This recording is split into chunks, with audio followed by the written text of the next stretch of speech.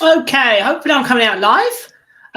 Just going to make sure that anybody that's picking this up can hear me. So let me know, post a comment in. I'm going to wait for people to join. Hopefully they will do before I start talking about today's subject. So day 3 of these challenges in dog sports. It's been a great couple of days so far. Some fantastic interactions and questions from people. So I'm going to just give it a second to make sure people are able to hear me, which is always good. What I will do is go there. Let's make sure. Hang on a second. Let's have a look if that's working. Hopefully it's there. Let's make sure. Oh, me in surround sound, not a good look. Okay, we've got people. So if you are joining me, just let me know that you post a comment in the chat on YouTube or on Facebook, and let me know that you can hear me. Okay. Let's have a quick look. I'm just going to give it a second. Let's have a quick look before I start talking. So hopefully,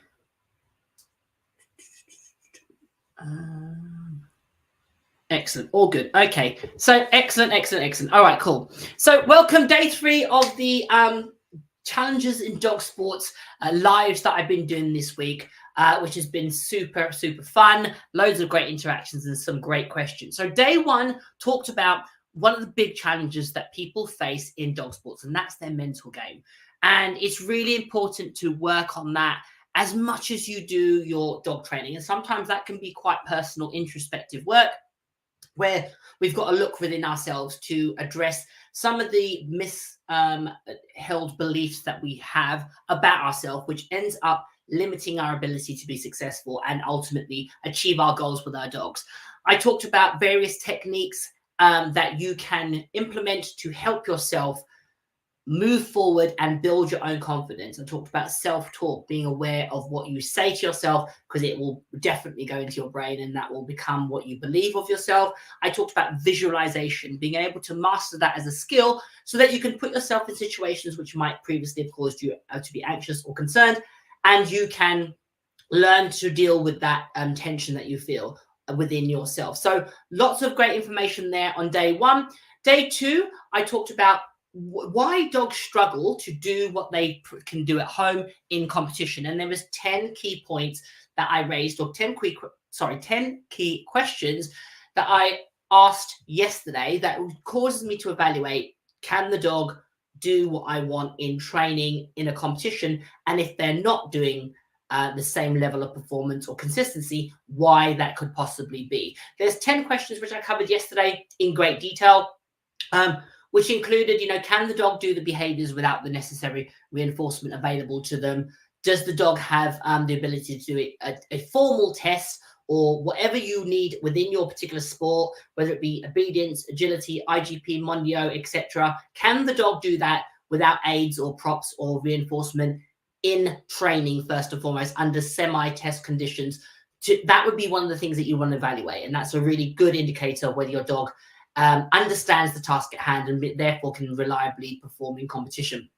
So today I'm going to be talking about probably one of the most common things that cause people to not make progress or not receive their just dues in dog sports. And it's something that I think most people who partake in dog sports and train dogs has probably experienced somewhere in their training journey. So let me know first off if you think you know what it is, and whilst people are having a thought about what that could be. So all this week, I just want to also let you know about the Obedience Fanatics course and Heelwork courses, which have been revamped and are now available for people to sign up for. The course has been something that has been created some time ago. And as with all training, we evolve, we add more stuff to it, we find things that can make a massive difference. And as a result, I've put all that additional content on the new course. And it's been transferred also. It will move to eventually completely to a new platform, which is called Mighty Networks, which is really, really user-friendly. It's really easy to navigate and for people to get around. And there's loads of benefits. I've put other courses on there, my academy's on there, and it works really, really well. So I've now in the process, or well, the obedience and the heel work courses are on there. And if you want to join, I will share links to that. In that group, we also have, well, on those courses, we also have access to a VIP group, which is where my community of, oh, let me put this speaker on, of people that I teach from all across the world. Hang on a second, just going to put that in there. All across the world, as far as New Zealand, Australia, America, Europe, all over the globe that congregate there, and they're an absolutely fantastic group of people, supportive, like-minded, that are doing incredible things in dog sports using reinforcement-based dog training. So some of the successes that has happened in that group with the members has been winning crufts, has been competitors at the FMBB, that's the Belgian Shepherd World Championships in IGP, a sport that's notorious for not the norm is not reinforcement-based dog training or positive reinforcement-based dog training. It's not the norm to compete at the elite level of that particular sport.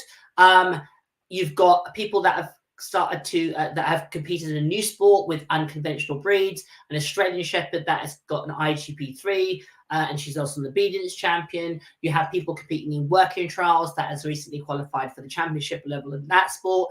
You've got people that went on the Crufts team for the Rallyo for their respective areas. You've got people making up obedience champions in New Zealand, in America, in Australia. It's an absolutely phenomenal group of people. And the best thing about them is their level of support that they offer as a community. So if you're interested in joining, previously when obedience fanatics and heel work courses were open, you had to subscribe to the VIP membership as an addition. That is now standard. So anybody that signs up automatically gets access to the Facebook group where you can become part of the community. And as I said, you can get feedback on your training from me. You can be part of additional webinars and lives, and there's great content. So if you're interested, I'm going to share the links there for anybody that wants to join the group. The more the merrier. And as I said, there's an eclectic mix of dog sports there. So any dog sport that you partake in can be catered for. So on to today's conversation about the most common, or two of the most common reasons why people don't necessarily achieve their just use in dog sports, and two of the most common challenges. And that is perfection paralysis, which is coined by my good friend Denise Fenzi of the FDSA, and also moving up on or competing prematurely. So premature competing or perfection paralysis. Two of the most common things that dog sports handlers can experience. And there's lots of things that you can do to prevent both of those becoming a problem or challenge for you as an individual. So first off, what are they? What is perfection paralysis? As I said, I believe it was a term coined by my good friend Denise Fenzi of the FDSA, Fenzi Dog Sport Academy, where she talked about people getting stuck and being reluctant to move their training forward because they were in the pursuit of perfection, whatever that might be. And because of their commitment or their desire to attain or achieve perfection, that stopped them moving forward. And studies have shown that that can be a deflection often with a lot of people, where they are reluctant of moving their dogs forward because they never think it's good enough. I think we've all experienced that.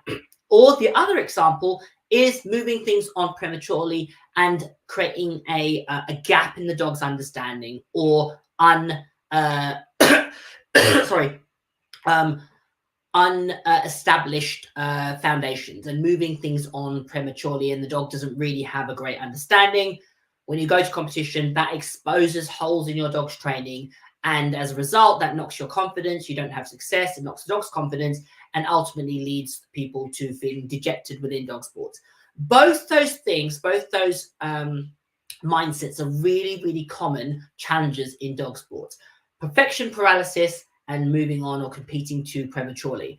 How do you avoid those things? How do you avoid perfection paralysis? And how do you avoid competing before your dog is quite ready? How do you identify when your dog is ready to move something on, or they do understand it and it's absolutely ready to move on, or you feel, no, actually I should be staying at this stage? How do you read that in your dogs? That's the most common challenge that people have. Obviously, if you have some experience, you get better at this. Yeah. So those of us that have been training dogs a little while, I've been doing this for about 30 plus years. So I've trained a lot of dogs. So now I can, with the experience of training multiple dogs for different things, I can sort of feel my way through it and figure out that my dog needs to be progressed or they haven't quite got it. And it isn't always obvious. And that's something that I would call feel. Okay. It's a feel. Now, Matthew Syed wrote a book called Bounce, which talks about how long it takes people to acquire that ability to feel something instinctively. And approximately it takes about 10 years is what I can't remember how many repetitions of rehearsing something before you have that innate skill. However, there is a cheating system that you can bypass the need to be doing something for 10 years before, so that you can develop a distinct process to identify, is your dog ready to move on? Should you stay at the same stage that you're at, or build a solid foundation? And that's really what hopefully I'm going to be telling you guys about tonight or this evening. All right. So the first one is what I call the rule of 10. All right. You can use the rule of 10 to guide you in any behavior, skill, training that you do, irrespective of the sport that you partake in, irrespective of the breed that you have, irrespective of the discipline that you're looking to compete in. The rule of 10 is going to help you guide you as to when your dog is ready to move forward and when it needs to be held back. And the rule of 10 is where you would repeat a behavior or a cue or a skill 10 times. And what you're looking for is, out of those 10 times, how many successes does the dog have within that repetition of 10? And ideally, what we're looking for is the dog to probably do that about 8 out of 10 times. So if we were talking statistics, we want an 80% success rate before we move it on. So you might not do 10, you might do 5 repetitions. You're looking for 3 out of 5 for that a 4 out of 5 before you would move it on. So if it was 10 out of 10 repetitions, you're looking for the dog to be successful 8 times. If it was 5 repetitions, you're looking for the dog to at least be successful and competent and confident 4 out of that 5 times. We're looking for that 80% success rate. And then we can think about moving it forward. Okay. And when we move it forward, we're actually going to use that 80-20 rule again. We're going to move it on 20%. So when my dog can be successful 80% of the time with responding to a cue, performing a behavior, doing a task, I'm going to move it on 20%. Now, how do we work that out? That's the key thing. How do we work out what to move on 20%? And that's where we're going to talk about the 3 Ds: duration, distance, and distraction. We can move our training on 20% in one of those things. And we're only going to do that one at a time. So we're not going to do, for example, duration and distance in one session. We're going to pick one, so that we're being really strategic and mindful in our training. Now, obviously, what most people will try and aspire to achieve is a 10 out of 10 success rate. They want it 10 out of 10 times all the time before they move it on. That can be what you could call perfection paralysis, where we're so committed to having it 10 out of 10 that we don't ever move it forward. Because it might be that your dog did 9 brilliantly and we did 8 brilliantly, or the dog did 9 and sort of did 10 but wasn't quite brilliant, and then we get stuck at trying to get 10 out of 10 repetitions. Really, what we want is the dog to do it 8 out of 10 repetitions before we consider it moving it on a little tiny wee bit. And that's a really, really important part to remember. You're not going to make giant leaps forward. You're going to make tiny little nudges forward in your training, so that you can, so that you can be systematic in your progress. And it's going to be in one of those categories: either distance, either distraction, or either duration. So you're going to pick one of those things and you're going to move it on 20%. So it's really important to quantify your training, or try and measure it. And the best way of doing that is to record your training as much as you can. I urge all my students to record their training. It's one of the things that makes the Obedience Fanatics group so effective, is for me to be able to see your video, see your handling, see your mechanics, see your reinforcement processes, see your timing, etc., and be able to give you feedback of how to move your training forward. Okay, so a massive indicator of whether my dog is competent and ready to move forward is also, does my dog need the assistance of aids or lures or treats or reinforcement to cause the dog to happen? Now, we talked about that as one of the indicators of our dog not being able to consistently do the behaviors in competition. What can often happen is they're reliant on those reinforcements or aids or tools or guides, etc., to do the behaviors correctly. And when we go into competition and those aren't there, the dog can see as a different picture.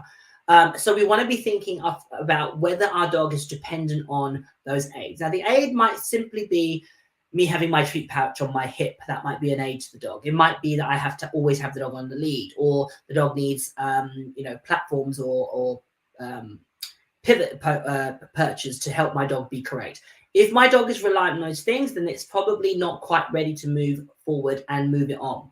So each stage of my training, I'm looking at what is it that I'm trying to achieve. So for example, I want my dog to pivot left on my to my side, and I'm going to use an upturned dog bowl or a perch to teach that.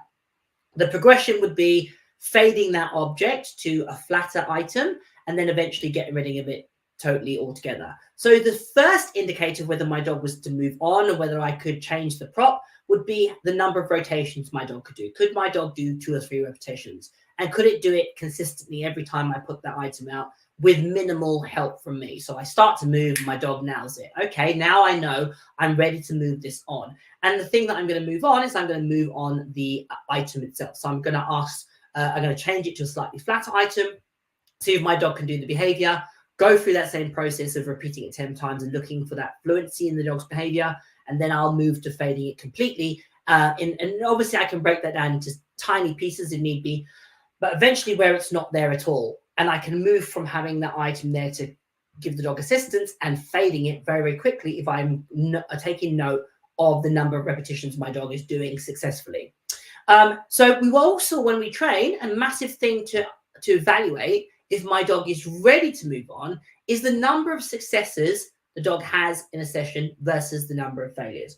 And people sometimes can be averse to failure and can take it somewhat personally if the dog makes an error, or the dog not receiving reinforcement. It communicates to the dog that they did something incorrect, and that's something we really want to avoid. So when we're training our dogs, we want to be thinking about how many successes does the dog have, how many correct repetitions, and therefore reinforcement or possibility of reinforcement the dog is going to be receiving, versus how many flat out errors does the dog have. So if I say sit and my dog lies down, the dog's not going to be reinforced, so that would constitute a failure. If I say sit and my dog sits, it's going to do it brilliantly, so it's going to lead to reinforcement, or another cue which will lead to reinforcement, so that would constitute a success. And I want to note in a session how many failures versus successes my dog has. The goal is to have more successes obviously than failures, but we're not adverse to the dog having a failure, so it can understand not only how to get reinforcement, but also what doesn't get reinforced, because that's going to create clarity for the dog.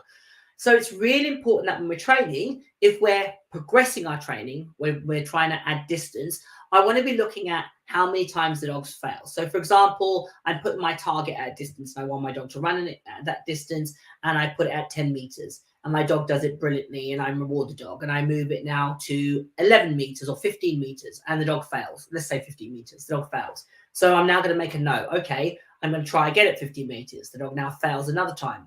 I'm going to try possibly a third time. Dog fails. Now that's 3 repetitions where the dog has consistently failed. So now the dog is giving me information that probably what I'm doing is probably a step too far. So why don't I take it back to a slightly shorter distance and see if the dog can be successful? If the dog is successful at that stage, I now know that's the point of where I can start to grow my dog's understanding and develop its confidence as well. What I'm also looking at is the dog's attitude. I want my dog to be confident and joyful and enthusiastic about those correct responses. I don't want the dog to be hesitant or reluctant when it performs behavior. That would be part of the picture. That's another indicator of my dog's readiness to progress and if the dog is ready to move it on. Now, when you have dogs and train them, you will soon realize the more dogs that you train, all dogs have different learning styles. And again, it's one of those things that I intend to do a podcast on at some point, but I'm going to give you a little bit of a small insight. So all dogs, or lots of dogs, have different learning styles. You have dogs that are latent learners. So when you teach them something, they appear to not be taking the information in, and they're very thoughtful. They're almost hesitant about the behavior. They're slow. They're a little bit methodical. and then they come out the next day and boom, they've got it. You have other dogs that can almost jump stages in training. You show them step 1, you show them step 3, and they've worked out steps 2 and 4 themselves. And you have other dogs that need it to be broken down into tiny pieces of the puzzle, and they're very literal in their learning. So they take the information and apply it very literally. So if I've taught my dog to sit in my living room and I take it to another environment, the dog goes, I've never heard that before. So it's really important that we learn to understand how our dog thinks and how our dog learns, and that specific dog and that specific on that specific exercise, how the dog learns, so that I can then give myself information when I go to new locations of how best to set the dog up for success. So if I have a dog that's really literal, I know that there's going to be a level of latency with their learning. So I'm going to take the dog to a new location. I'm going to ask the dog to do the behavior or set it up to offer the behavior, depending on what stage I'm at. And I'm going to reinforce the dog, even though the dog might be brilliant at home. The dog's a little bit lackluster in that new location, because I know that's that particular dog's process. That gives me an indicator of when I'm ready to move on, because I'm looking for that dog to be able to go to a new location and do it as brilliantly as they do at home. When I can see that consistently happening, I know that my dog understands the concept of doing the behavior for reinforcement in any location, and that in itself can take time. You have other dogs that need it really broken down, so they can go from location A to location B, but when you go back to C, they totally lose their understanding. So with those dogs, we need to be aware of that, and we need to be putting that in our training from the very, very early stage. When they are almost at the infant stage of learning, we want to be taking it to lots of different environments and generalizing it much, much quicker. The reason being is that they can get stuck when you change the environment. If the behavior is too established, it means that we've got to go through all the tiny little steps to get them to a point of understanding and clarity, and that can be quite time consuming. So if I have a dog that is a very literal learner, I will take the dog to lots of different environments and simultaneously work on a skill or behavior or a concept in lots of different locations from day one, as opposed to waiting for the behavior to be established and then generalizing it to a new location. If I have a dog that is somewhat more clever or quick to pick things up on, can almost fill in the gaps, I need to be really mindful that the dog is absorbing and learning the information the way in which I want them to do it. So I would always do little checking entities along the route of training to make sure that the dog doesn't then go into competition and the gaps in that I thought the dog had shown me or learnt were actually solid. And those dogs mostly have an aptitude to do the sport as intended. And you see that a lot in more sport-specific dogs. They almost have a predisposed inkling to do a particular behavior or perform a particular skill. And what can often happen with those dogs is that the dog will create the illusion of knowledge as opposed to actual understanding. And with those dogs, we need to be really, really thorough in our teaching so that we don't skip over gaps, and where it comes to bite us in the backside is in competition. All right. So that phenomenon is very, very apparent between sport-specific breeds and dogs and lines and your more non-traditional types of dogs. So that would be a dog, for example, like a dog that's not bred specifically for sports. For example, a Shar-Pei, okay? Not a dog that's commonly seen in dog sports. And we would have to be really, really clear about that with that dog, about the information that we want them to learn. And it's not to say that they can't be successful. It just means that we need to look at the world and the lens from which that dog sees the world and the dog learns, all right? Whenever you train, always make a note of the path that you've taken to teach a specific exercise. So one of the most common questions I ask people is, well, how did you train it? And often they won't necessarily know. Okay, they'll go, oh, I'm not so sure. I think I did this. It's really, really important that you know the path of travel that you've taken with your particular dog, so that when something falls apart, you have a set process of which you can go through to bring the dog back up to speed. Okay. So, for example, if you're looking at avoiding perfection paralysis, we want to have a set path of which we're teaching our dog, a systematic direction, journey, whatever you want to call it, to yourself. So you know, right, we do step 1 and then step 2 and step 3 and so forth. And often you'll find that when something breaks down, it will be along that path that we need to revisit and make it more solid.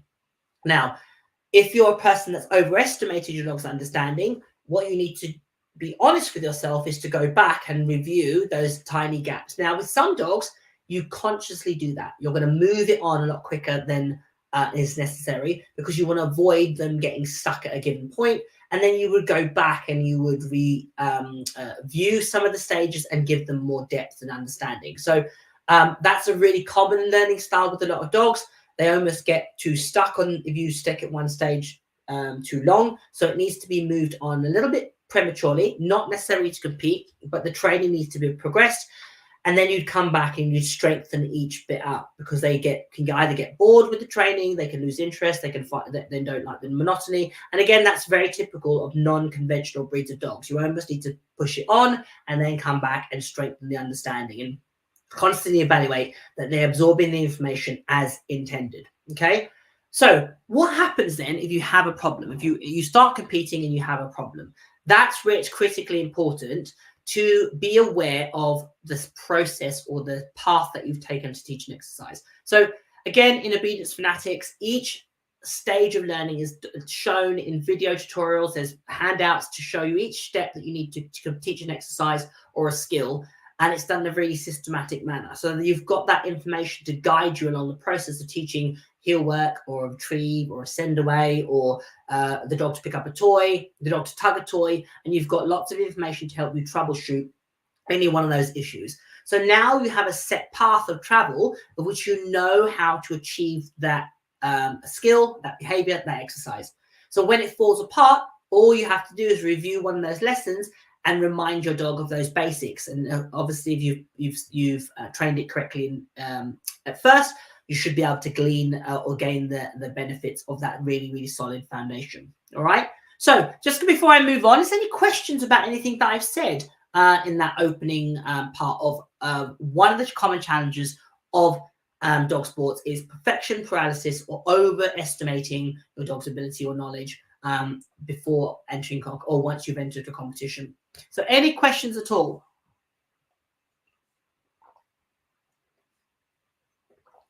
Let's give it a second.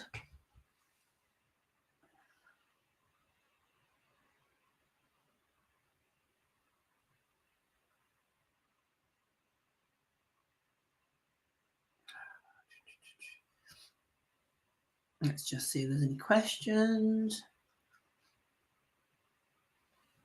Okay. All right. So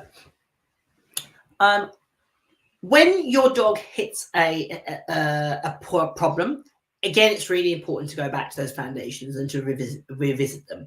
But a common mistake that people make is when the dog hits a slight challenge and they go through each of those steps, they reinforce the dog heavily or profusely for relatively simple skills.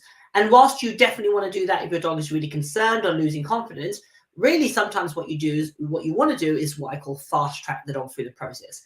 So I've started my training.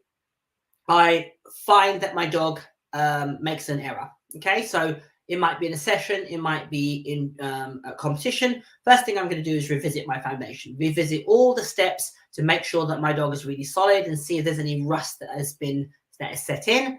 And I'm then going to identify if there is little pieces I need to strengthen and pull out of the picture, polish it up, make sure it's really, really solid, put it back into the exercise or the chain or whatever it might be. Now, if I have to go right back to foundations and baby stuff and kindergarten stuff, I can what I call fast track it. So if my dog is out, if I'm in the field or in the trenches training my dog and I hit a problem, I can fast track the dog. That means to go through each of the stages really, really quickly, at most for one reinforcement, probably minimally, or might put the behaviors on a variable schedule of reinforcement. So I may or may not reward them till I get to a point of where I feel that my dog needs more confidence, and then I can start to reinforce the dog more profusely. So I can go through steps 1 to 5 and do quick individual reinforcements. And then I get my dog up to a certain level of competency. When it hits 5 and I move forward to stage 10, I can reward more heavily. So that means that I'm not going back so far in my training where I'm undermining my dog's ability to move forward and to progress. So hopefully that makes sense to people, and how you would fast track through a process to bring your dog up to the level where it needs to be, or to push the dog and move forward. For me, the way in which I approach training now is about training core skills really, really thoroughly, and concepts before I move to training sport-specific behaviors. And in the past, when I've tried to train sport-specific skills or behaviors without having some solid foundations or concepts in play, what tends to happen is I can train in issues that aren't actually about the specific behavior. So, for example, that sounds a bit complicated and gobbledygook, but for example, teaching the dog a really good duration signal, a really good duration marker, a signal that says to them, remain doing what you're doing, both statically or in motion. I can communicate that to my dogs. I have 3 different marker cues that tells my dogs, you're correct, keep doing that behavior. I work on that understanding before I would move to teaching a behavior as complicated as heel work. And the reason being is that I know in due time my dog is going to need to have the concept of duration explained to them. I can teach that first, and it means it's a universal process that can be applied to anything that I teach. It can be applied to heel work. It could be applied to stay. It can be applied to retrieves. It can be applied to anything that has duration as a entity within the exercise. I can teach those concepts first, and then I can move to teaching a sport-specific skill. That then minimizes the margin of error in that sport-specific skill, and it means that I can actually move quicker through the process. So my dog understands a duration marker cue, and it has been taught that away from heel work training. I now feel that my dog is ready, of age, of mental concentration, of physical ability to start heel work training formally. And I'm going to teach the dog to do a static heel work position. It's one of the fundamental core elements of heel work training, where the dog can find position and hold that position. Now, if I have a dog that doesn't understand a duration marker, that's going to be a real challenge. And the dog's going to get frustrated. The dog's going to lose interest. It's reliant on me having really good mechanics, and et cetera, et cetera. However, if my dog has a good understanding of a duration marker, which I can train previously or separately from heel work, I can say very, very quickly to the dog, hey, I want you to remain there in position whilst I do X, Y, and Z, and the dog will pick it up like that. So my preference now is to teach concepts and core elements before I teach sport-specific skills. That then means that I can actually avoid perfection paralysis or overestimated assumptions, because I'm able to progress my sport-specific skills and sport-specific behaviors in a much more quicker process. It saves me time, and it means the dog has a less likely to fail or lose confidence, and so forth and so forth. All right. So for me, a massive thing that avoids confusion is training concepts and prior to teaching specific skills, but additionally using reward specific markers and location specific markers. So for example, I have cues that tells my dogs whether it's going to get a toy or whether it's going to get food. So those marker words avoid, or can help avoid, the dog getting really excited when I want it to be more thoughtful, or it can create excitement and arousal before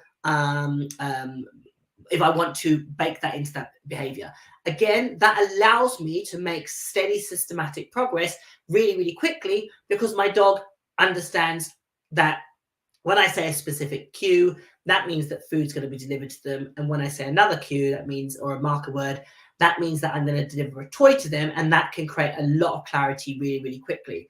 That can avoid confusion that was previously created when I used one generic marker word. So in years gone by, I used to use one clicker word. That meant it could be toys, it could be food, it might be thrown, it might be tug, etc., etc. And because dogs obviously have preferences, some dogs are more food motivated, some are more toy motivated.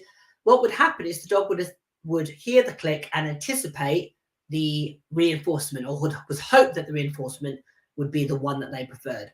Now that would often create a level of arousal, because the dog was hoping that I was going to produce a piece of steak. But in essence, what they would get instead would be a ball. And that would create, possibly you could argue, a level of disappointment, but more importantly, it would create a level of frustration in the dog, or depending on the character of the dog might lose interest in the work because they're not super motivated by the ball. I can avoid that now with the use of reward-specific markers because it means that the dog is super clear. That means that I can make quicker progress in my training and actually avoid the dog losing confidence, displacing, getting over aroused, and all the things that can hinder our training making progress. And I can avoid baking in issues that I may have to fix later on. So I can see there's a question. So Gloria said, guess I cannot understand how you would teach duration. So for example, I teach my dogs the concept that when I do specific things, it's there that I am asking them to remain doing that behavior until I give them a release cue. So the two common things that I do, there's actually a third, but one is a signal. And the signal is my open palm towards the dog, which says to the dog, keep doing the behavior that you are currently doing because reinforcement is going to be available. And that's what my good friend Di Martin calls traffic light hands. And this is the green light and this is the red light. So the green light is in play. That means the dog keep doing what you're doing. Now, where that is beneficial is if the behavior is away from me. Okay, so if the dog isn't in physical contact, I can use this as a visual cue to tell the dog, keep doing what you're doing. And then the dog will understand, if done correctly, to keep persisting because there's reinforcement on the way. The other option is what I call machine gun feeding, where I would feed the dog repeatedly with my fingertips, like so, okay, repeatedly in position. And that's what I call, and I would vary the intervals between the feeding to cause the dog to remain there longer and longer. So it's what I call machine gun feeding and tweezer fingers, okay? So I feed, pause, feed again, pause, feed again. Now I can use that skill for behaviors where it's possible the dog can eat. So if the dog has a retrieve article in its mouth, obviously I can't do that. I have to use my signal. If the dog is in heel position, I want to feed it in position, I can do duration feeding. So I've got those two options. The third option I have is a verbal keep going signal that says that you're good. Now those are I use generically, so I might say, good, that it, and that tells my dog that they're correct, or good, which tells the dog again, keep doing what you're doing. Reinforcement is on its way. So having those options and those things trained to your dog or taught to your dog before you actually teach a specific skill makes the teaching of the skill so much easier. So I don't have to worry about my dog understanding to remain in heel position. I don't have to get my mechanics perfect because my dog understands as soon as I do that signal, oh, stay doing what I'm doing because dad's going to reinforce me. So hopefully that makes sense to you. All right. Okie dokie. So, another common issue that can crop up in relation to perfection paralysis and overestimated assumptions is taking your dog to a new location and asking the dog to do behavior. People that suffer from perfection paralysis will play it so safe. The dog will do a very infant or very preliminary stage of the training, and therefore you're not growing the dog's understanding. People that overestimate the dog's understanding will ask too big a question, and the dog will ultimately fail or lose confidence or get over aroused and so forth and so forth. And ideally, we want to find somewhere in the middle. So what we want to do is assume that the dog isn't going to do the behavior, okay, or is unlikely to. And we want to set the dog up for success by presenting the behavior or the question that we're asking them in such a safe manner that the dog is highly likely to offer the behavior. There's still a margin of possibility or that the dog might not, but there is such a high likelihood that the dog is going to do the behavior. We're able to reinforce them and then move through the process of teaching. So if I've got a young dog and I'm taking the dog somewhere new for the first time to generalize my training, and I've taught my dog to get on a platform, and the dog can do that brilliantly, and it can pivot left and pivot right, and it can get on the platform, it can order perch, it can do all these marvelous things. When I take that to a new location, I'm not going to ask for distance, I'm not going to add any distractions, and I'm not going to ask for duration. I'm going to present the item to the dog really, really close. As soon as the dog goes on there, I'm going to click the dog and reinforce the dog, and I might do that 2 or 3 times. Based on the dog's response, will dictate whether I move it forward and I change one of those things: duration, distraction, or distance. And would dictate, based on the dog's response to going to a new location and asking a question of them, will dictate whether I'm adding one of those things. Sometimes with some dogs, and especially if they lack confidence or they're overwhelmed by the environment, I would stay at that preliminary stage and build loads of confidence till I could see the dog assuming that when they see that item, they were almost showing me that they understood what was going to happen. Then I could move it on quicker. So finding that sweet spot. Don't just always make the assumption or that the dog is unlikely to do the behavior because the environment's going to draw them, it's going to distract them, they're not going to focus, and set them up for success. Once you've done 2 or 3 repetitions, gauge where your dog is at. So again, apply that rule of 10. Try, a couple of repetitions, see where the dog's at, do a block of 10 repetitions, look how many successes you get, and then make a decision of whether you move it forward or not. All right. So just some thoughts there about avoiding perfection paralysis or overestimated assumptions with your training. And hopefully those things that I've suggested or said in this webinar or this live will help you avoid both of those things. So I don't know if anybody has any questions that's watching about either of those things, and perfection paralysis, reluctance to move on, lack of confidence to move on, and also overestimating what your dog understands and knows, and then the dog failing, and then that knocking your confidence. And how do you avoid both ends of the spectrum? If you have any questions, by all means ask. Look.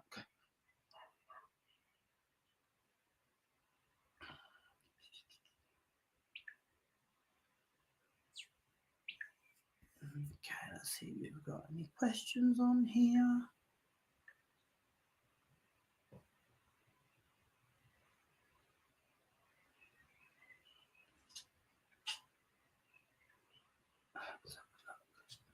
See if there's any more questions. Oh, hang on a second.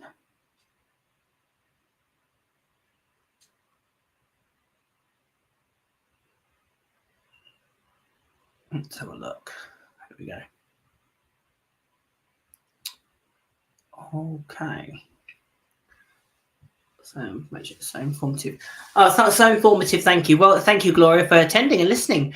I don't think there's any questions on the live chat or Facebook, etc. Obviously, if you have questions, by all means, feel free to ask. So hopefully that's given you some insight into avoiding perfection paralysis and overestimated assumptions, and getting that sweet spot in the middle of being able to move your dog's training forward, but not get stuck, and also not missing out any gaps in their training. So I think there's another question.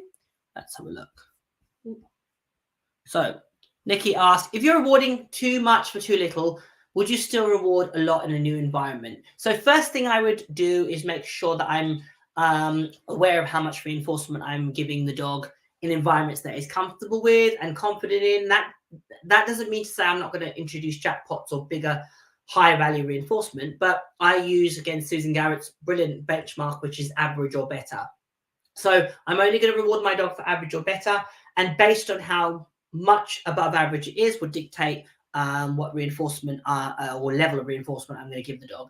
If I'm going to a new location, that's going to make the reinforcement opportunities far less for my dog, because if they're used to getting reinforced profusely at home, then there's a chance that the dog that I'm going to have nowhere to go when I'm in other locations. So it either means really jacking up the level of reinforcement, or alternatively picking unique ones in those locations. So the first thing is evaluate what you reinforce in training. Make sure that you are rewarding average or better, and therefore when you go to new locations and you produce bigger, better reinforcement, you're more likely to get success in those new locations. So hopefully that makes sense, Nikki. Okay, anybody else got any questions?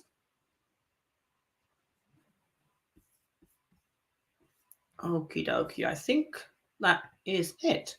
So, oh, hang on a second. Let's have a look what this is. Lassie Talk said, I can take Dasher to a new environment in your carrot and exercise 6, but he doesn't seem to want the reward for food or toy. What do I do? So that would normally indicate that he's that he's overwhelmed by the environment. So I would decrease the distance from anything that he was triggered by. I would allow him to acclimatize there for a period of time, and I'd probably do that several times. So get to know location, have a little routine, let him acclimatize, put him away, bring him out again, let him acclimatize, but take him back to the same space. So let him say, you can use a physical aid, so a mat or a bed, take that out, put that on the floor, let the dog have a look around, I'll get it out of his system, put him back. Time it, maybe 5-10 minutes. When he's investigating, give him 5-10 minutes to investigate, put him away, repeat that again. And repeat that till you can see the dog going, oh, it's just this place again.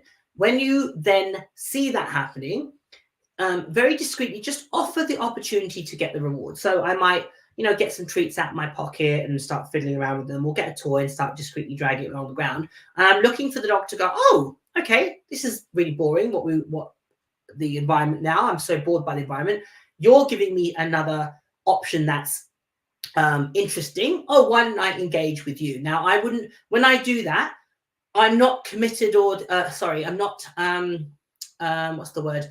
I'm not concerned if the dog doesn't show any interest, because I haven't switched them on. I'm not causing the dog to interact. I'm merely giving the dog the opportunity. I'm asking the question, oh, are you ready to interact with me? And I'm looking for subtle signs. I'm looking for the dog to come out, get bored, try and pester me for interaction, maybe tug in the lead or nuzzle me or give me some information that says, I'm no longer really interested in the environment. And depending on the dog, that might take several repetitions. It might be that I have to go to the same location several times. I've done that a lot with my poodle, where I take her to locations and just let her take the world in. Not because she's a dog that is concerned about environment, but she's very, very people oriented, and she's very, she can be very aware of things in the background. Okay. And I wouldn't say it's based on fear. It's just she's inquisitive. So I do a lot of where I just take her places and I let her take the world in. I wander around and I might put my other training equipment out for the dogs, and she's just bimbling around with me, on offly, depending on where I am. And then when I've done that and I can see her then she'll start to come up to me and offer me attention and jump around me. I might fiddle in my pocket and get some treats out. And sometimes I'll take another dog with me and feed that dog and see if she comes and goes, oh, I want some treats. That might be an option. Or I might get a toy and just sit on the floor and just drag it along the ground discreetly and see if she pounces on it and interacts. So I'm not causing her or asking for her to engage with me. I'm allowing her to tell me if she's ready to engage. And I would do that for as long as I needed, depending on the dog, especially with my guarding breeds. That takes quite a lot of work just to get them where they can go, oh, okay, I'm no longer interested in the environment.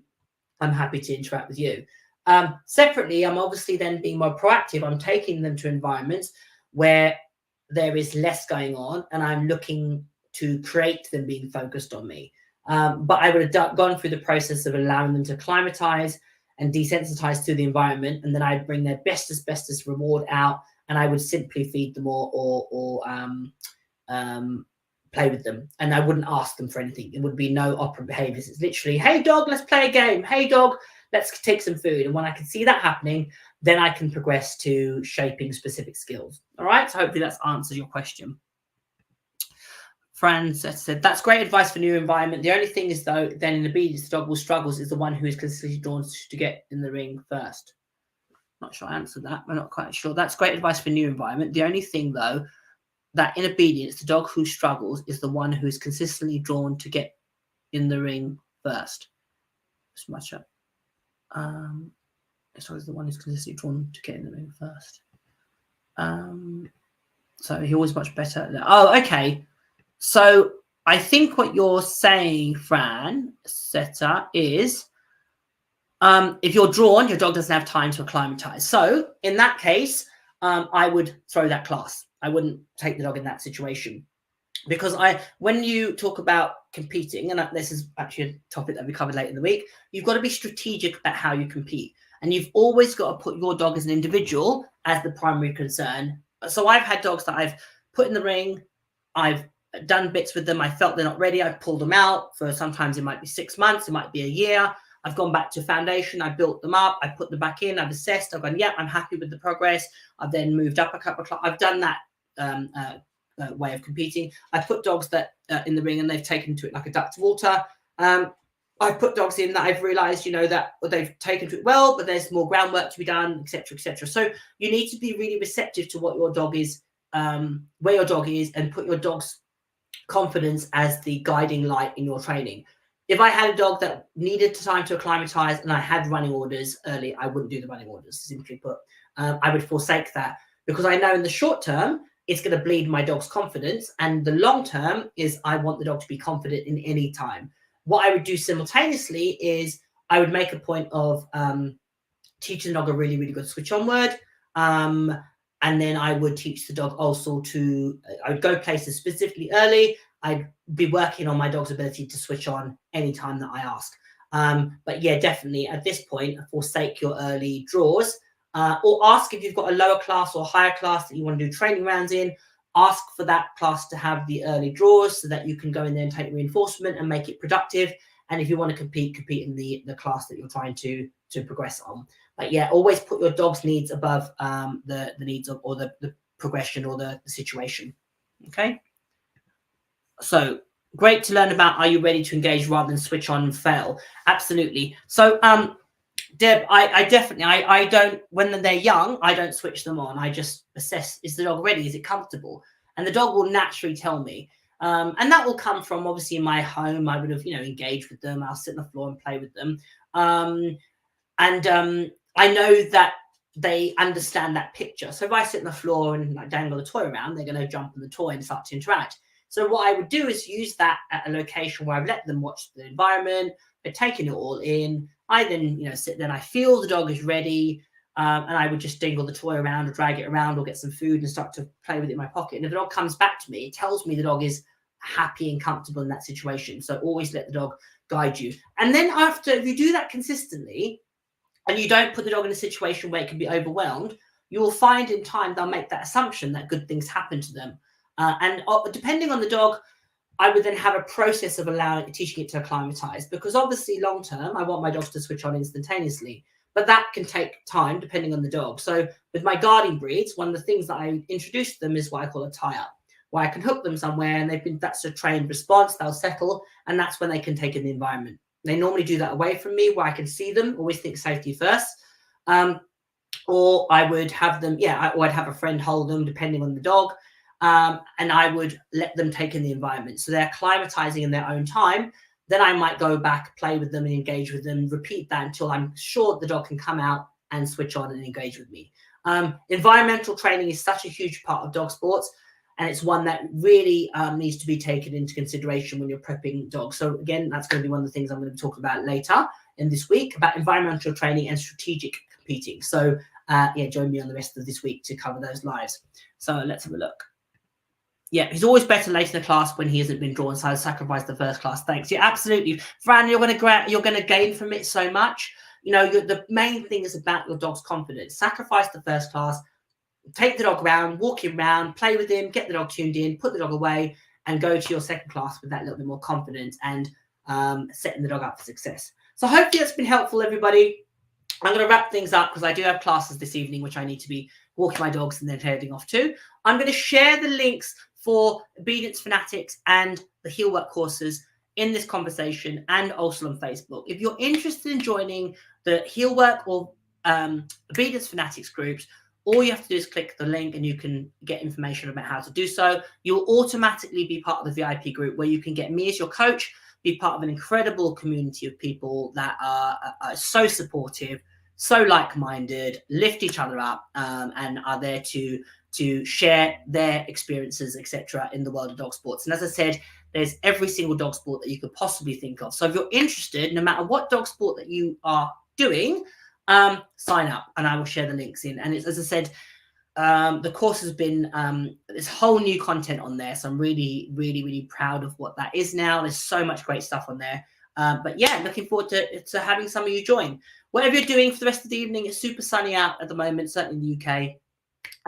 Enjoy the sun. I've got classes, so I'm going to love you and leave you. Be safe, enjoy your dogs, and enjoy the process of partaking in dog sports. See you all later.